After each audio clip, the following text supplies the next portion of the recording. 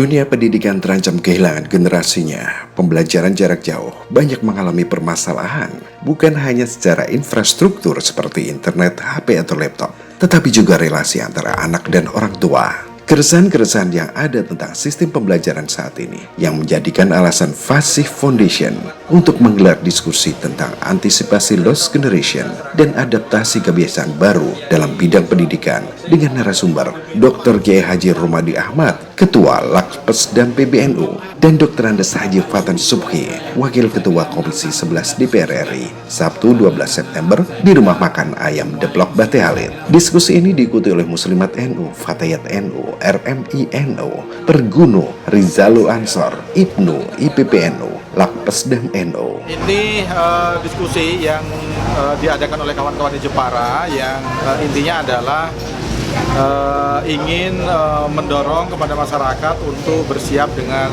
kebiasaan baru, adaptasi kebiasaan baru sebagai implikasi dari COVID-19.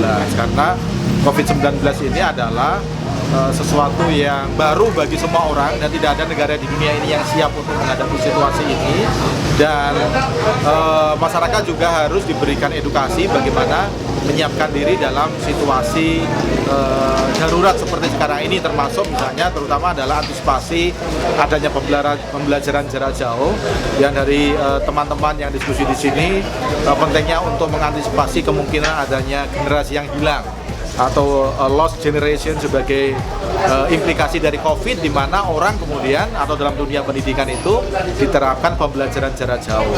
Nah, pembelajaran jarak jauh itu kan punya keterbatasan. Salah satu keterbatasannya adalah tidak ada interaksi yang intens antara guru dengan murid, di mana yang terjadi itu sekedar transfer pengetahuan, tetapi tidak ada transfer kebiasaan, akhlakul karimah, modeling terhadap guru dan sebagainya, di mana proses pendidikan itu sebenarnya mengharuskan adanya hal-hal seperti itu, sehingga murid itu bisa berinteraksi secara langsung, melihat perilaku guru, melihat ucapan guru dan sebagainya. Nah, sekarang ini karena ada pembelajaran jarak jauh yang kita belum tahu sampai kapan itu dilaksanakan. Kalau ini terjadi terus-menerus, maka akan membuka peluang adanya generasi yang hilang, atau mungkin proses pembelajarannya ada, tetapi juga mungkin akan ada generasi yang lahir stunting pengetahuannya, bukan stunting secara fisik tapi stunting secara pengetahuan. Jadi hal-hal seperti itu yang harus kita antisipasi supaya COVID-19, pembelajaran jarak jauh itu tidak sampai membawa dampak yang hilangnya generasi lost generation tadi, dan juga tidak membawa dampak terhadap generasi yang stunting pengetahuannya. Fenomena pendidikan saat ini memang luar biasa. Adanya COVID-19 membuat dunia pendidikan terancam juga.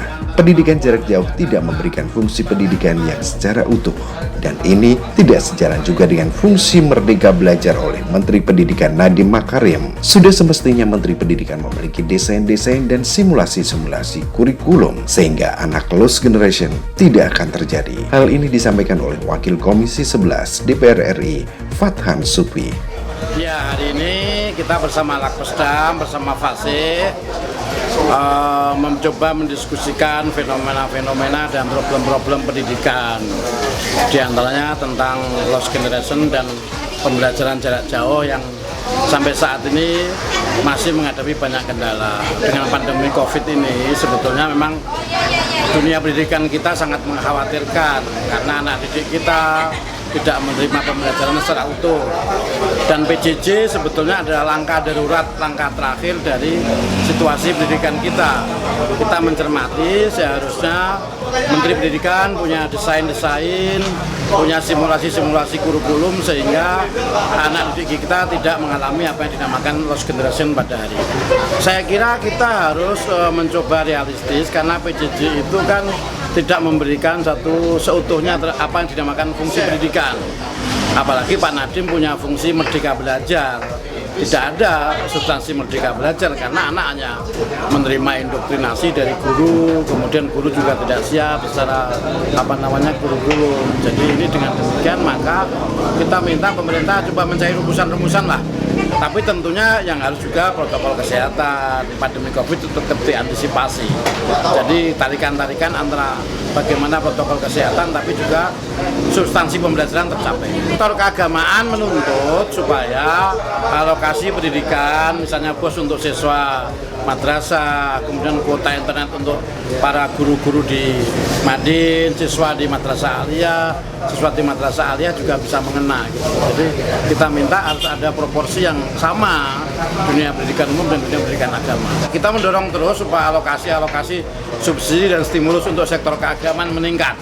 Sampai hari ini kan pemerintah baru menganggarkan 2,9 triliun.